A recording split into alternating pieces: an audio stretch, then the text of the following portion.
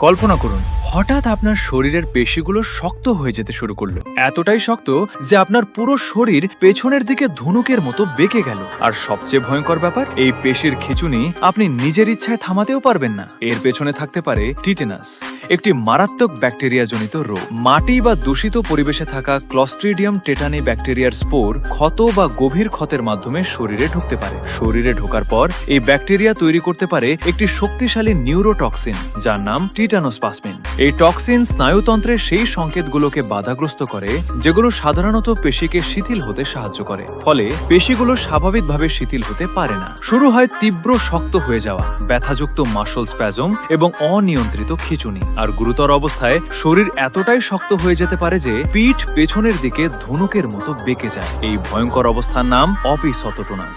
Tetanus শুধু পেশির সমস্যা নয়, গুরুতর ক্ষেত্রে শ্বাস নেওয়া এবং গিলতেও সমস্যা হতে পারে। তাই টিটেনাস থেকে বাঁচতে টিকা নেওয়া এবং ক্ষত হলে দ্রুত সঠিক চিকিৎসা নেওয়া অত্যন্ত গুরুত্বপূর্ণ।